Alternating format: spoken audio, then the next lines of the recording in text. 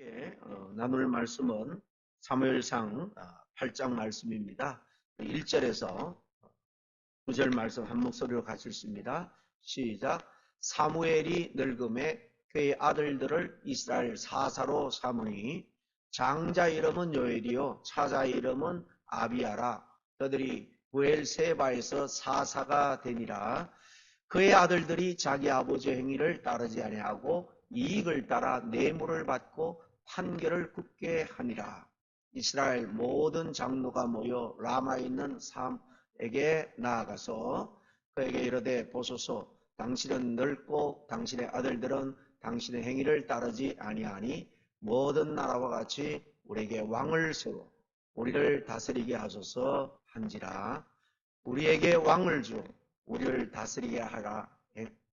사무엘이 그것을 기뻐하지 아니하여 여호와께 기도하며 여호와께서 사무엘에게 이르시되 백성이 내게 한 말을 다 들으라. 이는 그들이 너를 버림이 아니요 나를 버려 자기들의 왕이 되지 못하게 함이니라. 내가 그들을 애굽에서 인도하여 낸 날부터 오늘까지 그들이 모든 행사로 나를 버리고 다른 신들을 숨긴같이 내게도 그리하는도다. 그러므로 그들의 말을 듣되 너는 그들에게 음히 경고하고 그들을 다스릴 왕의 제도를 가르치라. 아멘. 오늘 사무엘 16번째 시간입니다. 오늘 이 읽은 8장 말씀을 통해서 왜 하나님 대신 세상의 왕을 원하는가 라는 질문을 가지고 오늘 같이 깊이 영적 하나님의 인도하심을 저희들이 받기를 원합니다. 우리 앞에 7장에 보면 이스라엘이 하나님께로 돌아와서 이 하나님과의 관계가 이 미스바에서 회복되는 그런 그 장면을 우리가 함께 참고했습니다. 이스라엘 백성들이 미스바에 모여서 우상을 버리고 또 함께 금식하면서 통해 자복하는 회개운동을 사무엘의 인도하에 같이 합니다. 그리고 사무엘은 또 백성들을 위해서 기도하는데 마침 쳐들어온 블레셋을 하나님이 다 초자연적으로 물리쳐주는 그런 놀라운 역사도 경험합니다. 이 승리 후에 사무엘은 하나님께 계속해서 여기까지 우리를 도우셨다라는 의미로 도움의 돌 에벤 에셀이라는 큰 돌을 기념비로 세우죠. 7장은 하나님이 우리의 왕이고 하나님이 정말 우리의 도움이 된다라는 사실 그런 분명한 이스라엘 민족적으로 고백하는 모습을 볼 수가 있습니다. 그런데 이제 다음 장인 이 8장으로 넘어오면 분위기가 완전히 또 달라지는 것을 우리가 보게 되죠. 백성들은 더 이상 하나님을 의지하지 않습니다. 하나님이 우리를 도우신다 그렇게 생각하지 아니하고 자기들에게 당장 세상의 권력자 왕을 세워달라라고 요구합니다. 하나님의 도우심을 믿는 에베네셀의 신앙에서 인간 왕을 의지하는 그런 신앙으로 갑작스럽게 또 이렇게 기울어지기 시작하는 것을 봅니다. 불과 이 성경 내용으로는 한 장 차이인데 백성들의 마음은 하나님 중심에서 인간 중심으로 급격하게 이동하는 것을 봅니다. 이 읽은 말씀 사무엘상 8장은 그래서 왕을 세워달라 요구를 하는데 단지 왕정 제도가 이렇게 시작되는 그런 내용입니다만은 그 의미보다 누가 그들의 진짜 왕인가를 사실 묻고 있는 굉장히 중요한 말씀이에요. 처럼 오늘 본문은 이스라엘 역사에서 굉장히 또 이렇게 분위기가 바뀌는 중요한 전환점이 되는 것을 보는데요. 이제까지 이스라엘은 하나님이 직접 다스리는 나라다라는 것을 그래도 어느 정도 의식하면서 물론 엎치락뒤치락 했습니다만은 그 다스림을 믿는 나라였다라고 볼 수 있습니다. 그래서 세상 왕은 없었죠. 눈에 보이는 절대 권력자는 없었습니다. 왜냐하면 하나님이 내가 너의 하나님이고 바로 왕이다. 하나님이 왕이셨기 때문이에요. 그런데 오늘 본문에 와서 백성들이 갑자기 지도자 사무엘에게 와서 요구합니다. 우리를 위해서 왕을 세워달라. 왕정 제도, 정치 제도를 세워달라는 거죠. 그래서 주변에 이방 나라들이 다 한 그 나라를 다스리고 통치하는 방식입니다. 그런데 그 속에는 무서운 뜻이 숨어 있다는 것입니다. 다른 나라도 뭐 그렇게 하니까 우리도 왕을 세워서 왕정 체제로 가야 되지 않겠느냐. 그래서 일사불란하게 대적들을 물리치고 그러지 않겠느냐라는 생각에서 말하는 것 같지만은 하나님만으로는 우리의 안위를 지킬 수 없다. 불안하다라는 거죠. 우리도 저 열방들, 이웃나라들, 세상 사람들처럼 살고 싶다는 거예요. 눈에 보이는 그런 권력, 힘이 필요하다는 거죠. 여러분, 신앙이 흔들릴 때 사람은 반드시 다른 의지할 왕을 찾게 되어 있습니다. 어떤 사람은 돈을 왕으로 삼기도 하고 성공을 왕으로 삼습니다. 성공만 하면, 돈만 많으면 세상 사람들이 나를 해치지 못할 거다. 물론 큰 힘이 되죠. 그러나 그것이 우리의 생명까지 지켜주지는 못하는데 세상 사람들은 자녀를 잘 키우면 성공한 자녀가 왕이 되어서 나를 지켜줄 거다. 또 어떤 사람들은 자기의 내면의 감정이 왕으로 그 감정에 그냥 휘둘려 살아가는 사람도 없지 않아 많이 있습니다. 양상은 다르지만은 우리가 하나님을 왕으로 섬기지 않을 때에 반드시 무언 대체 왕을 우리가 섬긴다. 무엇보다도 의지할 그런 대상을 찾고 의지한다는 겁니다. 오늘 본문은 우리에게 당신의 진짜 왕은 누구냐? 사실 하나님께서 우리에게 묻고 있는 거예요. 오늘 제가 말씀드린 몇 가지 내용을 좀 중점으로 하나님께서 들려주신 음성을 좀 더 깊이 몇 가지 나누기를 원합니다. 첫째로 인간은 불안해지면은 결국 하나님 대신에 눈에 보이는 것을 찾는다는 거예요. 우리는 이 3차원 공간 속에서 살아가기 때문에 이 공간에 있는 어떤 대상을 찾습니다. 눈에 보이는 것, 경험되는 것, 손으로 만질 수 있는 것. 오늘 본문 1절을 보면 이스라엘 영적 지도자죠. 그리고 국가적인 지도자기도 합니다. 이 사무엘, 이제 노년에 늙어 힘이 없습니다. 그 아들들이 등장을 하는데 보니까 아버지처럼 그렇게 온전하게 하나님을 섬기고 의지하는 그런 자녀들이 아니었어요. 이 아들이 등장하자 문제가 생기는데 오늘 3절에 보니까 그의 아들들이 자기 아버지의 행위를 따르지 아니하고 이익을 따라 뇌물을 받고 판결을 굽게 하니라 그래서 이익을 따라서 뇌물을 받고 판결을 굽게 합니다.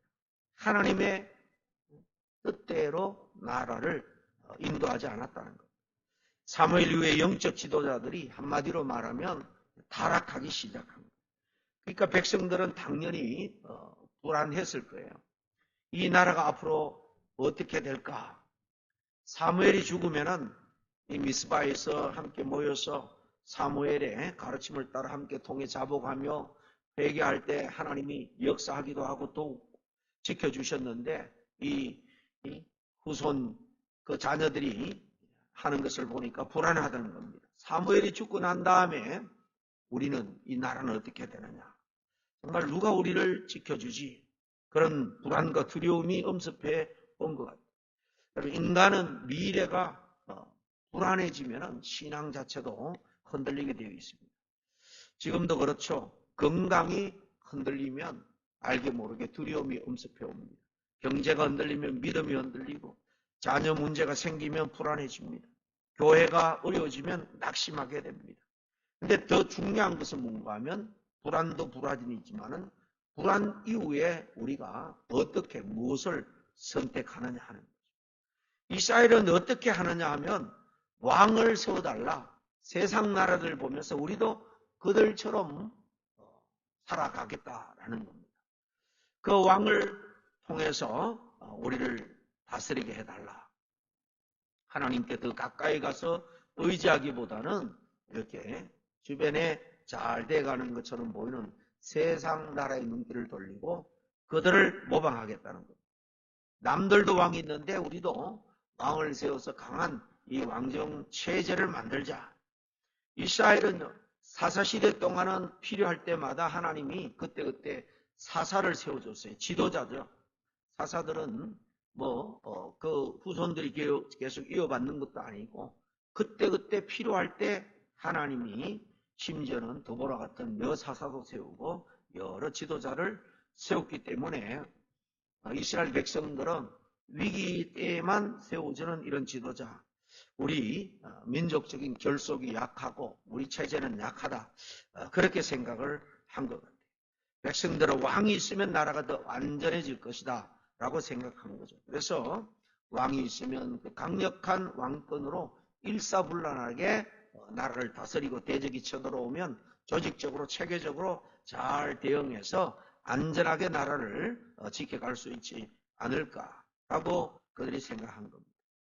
이것이 바로 우리 인간의 본성이라는 겁니다. 믿음이 약해지면 눈에 보이는 어떤 대상을 안정장치로 그렇게 찾게 된다라는 겁니다. 제도가 좋으면 더 안전할 것이다. 강력한 권세자가 우리 편이면 우리는 거기 잘 붙어 있기만 하면 될 것이다. 그러나 성경은 그런 식으로 말하지 않습니다. 세상에 그 어떤 것이든 어떤 권력자든 사람은 결코 우리 인생에 절대 구원자가 될 수 없다. 구원이 될 수 없다라는 것. 그런데 이스라엘은 하나님을 왕으로 믿고 모시는 그 믿음보다도 눈에 보이는 당장 좋아 보이는 세상의 체제를 더 의지하기 시작했습니다.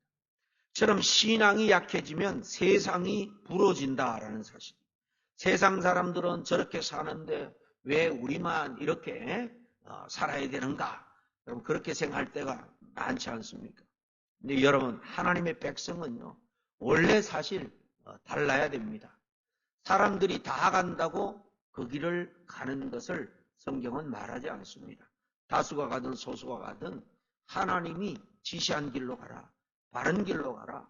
주 뜻대로 살아라 라고 언제나 우리에게 말합니다. 세상 사람들이 사는 것처럼 사는 게 축복이 아니라는 것입니다. 하나님과 함께 구별된.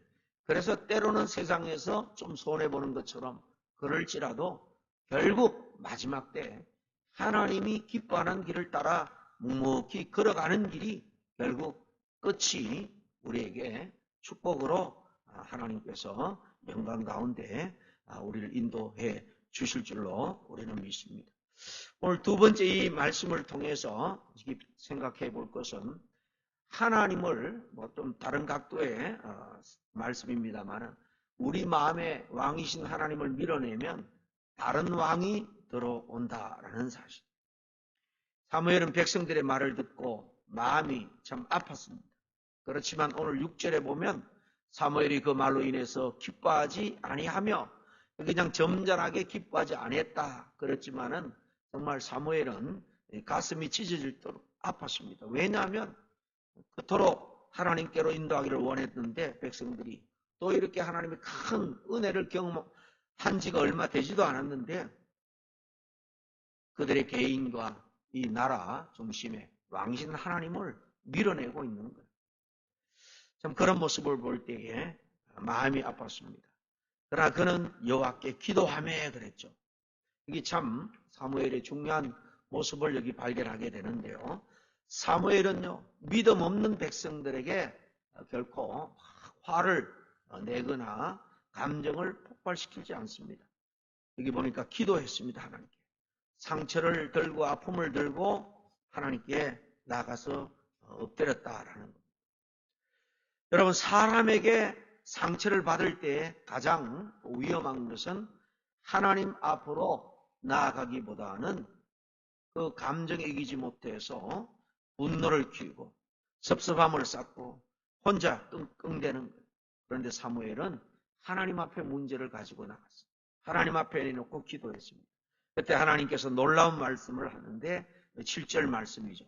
7절 말씀 같이 읽습니다. 시작. 그들이 너를 버림이 아니요 나를 버려 자기들의 왕이 되지 못하게 함이니라. 그들은 그저 우리는 안전한 삶, 안전한 국가를 세우겠다. 그런 뜻으로 그들은 사무엘에게 요구했는지 모르지만은 하나님은 그 중심과 패부를 보시기 때문에 결국 나를 하나님 자신을 왕으로 삼는 것을 거부한다는 거예요.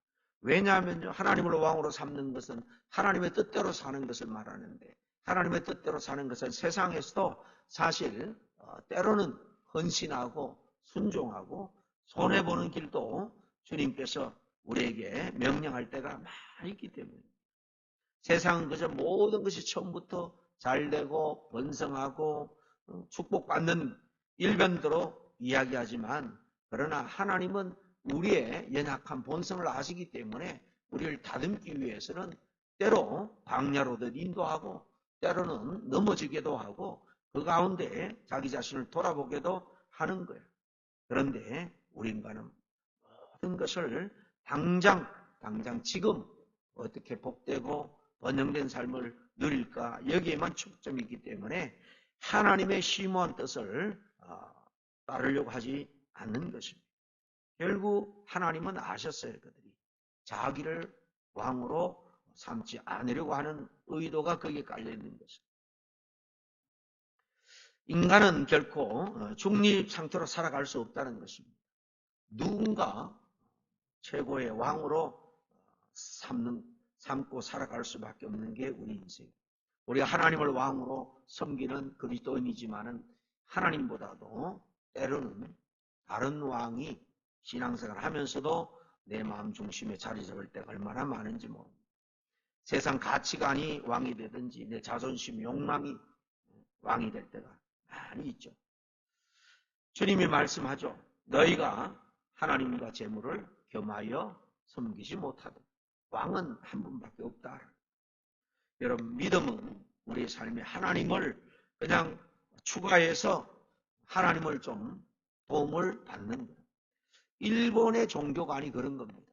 일본의 신은 800만 가지라 그러죠. 하여튼 모든 신은 다 자기에게 도움이 된다 그러면 한 사람이 한두 개가 아니라 수십 개, 수백 개도 의지하고 다 도움이 된다면 받아들이는 겁니다. 추가해서 신으로 믿는 겁니다. 하나님은 세상과 모든 인생의 왕이에요. 그저 그 하나님은 좋은 자일 뿐만 아니라 우리의 왕이 되셔서 우리를 통치하는 분이다라는 것을 우리 잊어서는 안 됩니다. 근데 많은 사람들이 하나님을 왕으로 모시지 않고 그저 돕는 분, 인생 코치 정도로 생각합니다. 내가 모든 것을 결정하고 그분은 그저 옆에서 좀 조언해주고 도와주는 분 정도로 생각하면서 신앙생활 할 때가 많이 있죠. 그러나 그것은 성경적인 신앙이 아니란 겁니다. 진짜 신앙, 하나님께서 모든 것을 결정해서 인도하시면 나는 거기에 순종한다. 이 자세가 바로 성경적인 신앙 자세입니다. 이스라엘은 사실 인간왕이 필요했던 게 아니에요. 하나님을 더 신뢰해야 됐습니다. 그런데 그들은 하나님 없이 복되고 안정된 삶을 원했습니다. 오늘날도 마찬가지입니다. 회개 없이 잘 되기를 원하고 순종 없이 그저 축복만을 원하고 거룩함이 없이 그저 형통한 삶만 살기를 원합니다. 하나님 없는 이런 평안, 안정, 축복 그것을 원하는데 잠깐 그런 것을 우리가 누리는 것처럼 느낄 때가 있습니다만은 결국 가면 그것은 다 허무해지고 무너질 수밖에 없습니다. 우리 끝까지 의지하고 붙들 분은 하나님 한 분입니다. 마지막으로 우리가 알아야 될 것은 세 번째로 하나님보다 세상을 따라가면 결국은 우리의 하나님의 백성으로서의 이 영적 정체성을 잃어버릴 수밖에 없다라는 것입니다. 이 이스라엘 백성들이 왕을 원하는 이유가 뭘까? 남들처럼 그렇게 살고 싶다는 거잖아요. 이웃처럼 살고 싶다는 거예요. 근데 여러분, 이스라엘은 원래 남과는 달리 살도록 구별된 사람, 다른 나라와는 달라야 하는 제사장 나라예요. 그런데 그들은 싫다는 겁니다. 신앙생활 하다가 세상을 향해서 교회 등 돌리고 나가는 사람, 세상과 구별된 신앙생활이 싫다는 겁니다. 세상이 다 저래 살아가는 거, 잘 먹고 잘 사는 것 같고, 자유로운 것 같고, 행복한 것 같고, 그러니 내가 하나님께서 우리를 인도한 그 길로 나가기를 싫어하는 거죠. 그래서 달리 말하면 세상과 구별된 삶, 다르게 사는 것을 원하지 않는다는 겁니다. 이것은 성경에서 영적인 타락이다, 그렇게 말씀하고 있는 겁니다. 세상은 교회를 향해서 왜 그렇게 유별나게 사느냐, 왜 그렇게 거룩하게 살려고 애를 썼느냐, 그렇게 우리에게 묻지만은 사실 실제적인 문제는 오늘날 교회가 점점 세상처럼 되어가려 한다라는 데 있는 것이 아닌가 생각을 합니다. 거룩보다는 교회도 세상의 박수, 인기를 원합니다. 진리보다는 번영과 평안함을 원하고, 순종보다는 그저 성공, 십자가보다는 자기의 그 만족을 위해서 더 지향하며 나아갑니다. 여러분, 하나님은 우리를 세상과 똑같이 살라, 그렇게 부르지 않았다는 것을 알아야 돼요. 주님은 우리에게 세상의 빛과 소금으로 살도록 부름받았다라고 말합니다. 거룩한 백성으로 부름받았다는 거죠. 그럼 진짜 신앙인의 위기는 뭔가 하면 경제적으로 어려운 것, 건강이 좀 무너지는 게 아닙니다. 하나님 없이 살아가는데도 너무나도 자연스럽고 익숙해지는 것. 결국 제일 큰 저주가 뭔가 하면 하나님을 멀리하면 하나님이 몇 번은 해초리를 들기도 하고 각성시키기도 하지만은 방관해버려요. 유기한다 그래 방치해버리는 겁니다. 하나님이 아예 신경도 안 쓰고 자기가 죄를 쫓아 사는 대로 하나님 관심 없이 그냥 내버려 두는 것. 이것이 우리 인간에게 사실 가장 큰 저주입니다. 무서운 저주예요. 결국은 이렇게 하나님 없이 계속 익숙한 그런 삶을 살아갈 때 하나님은 그냥 유기하고 마는 겁니다. 이스라엘은 결국은 왕을 갖게 되는데 어떻게 되느냐? 이제 사무엘 하부터 뒤부터 이제 사울이 세워지고 다윗 왕이 세워지고 솔로몬 왕 그리고 그 아들 때에 남북으로 나누어지고 이 왕조 시대 또 분열 왕국 시대가 쭉 열리는데요. 이렇게 나라가 쪼개지고 타락하고 점점 망해가는 것을 우리가 이스라엘 역사를 통해서 보게 됩니다. 하나님 대신에 인간을 의지했기 때문입니다. 여러분, 이 시간 우리 마음속에 왕좌를 다시 한번 점검할 수 있기를 바랍니다. 내 마음에 왕의 자리에 누가 앉아 있느냐? 정말로 하나님께서 내 인생의 주인이고 왕이신가? 아니면 다른 어떤 것인가? 오늘 하나님은 우리에게 묻습니다. 진정 너의 왕은 누구냐? 너 인생의 주인은 누구냐? 정말 누구를 주인으로 모시고 살아가느냐? 그의 뜻을 쫓아 살아가느냐는 거죠.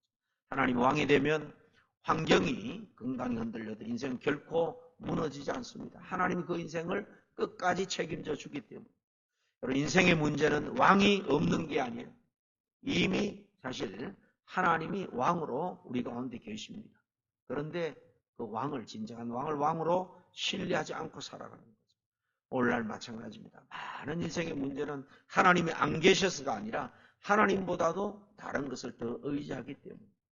오늘 다시 하나님 앞으로 다시 한번 우리의 발걸음을 더욱더 가까이 옮겨놓는 시간이 되기를 원합니다. 하나님, 내 삶의 진짜 왕이 되어 주시옵소서. 정말 우리가 진솔하게 고백하며 살아야 되겠습니다. 그리고 진정 하나님 나의 왕이 되시면은 우리의 가정, 우리의 교회, 그리고 우리 구체적인 모든 신앙생활과 우리의 일상 가운데 주님께서 왕으로 지켜주시고 함께 주실 줄로 믿습니다. 기도하겠습니다. 하나님 아버지, 우리 마음속에 하나님보다 더 의지하던 우상들이 우리 가운데 있다라면 이 시간에 발견하게 하시고 주님 앞에 용기를 가지고 내려놓게 하여 주시옵소서. 불안할 때 세상의 그 어떤 것을 붙들기보다도 하나님께로 나아가는 그런 저희들 되게 해 주시옵소서.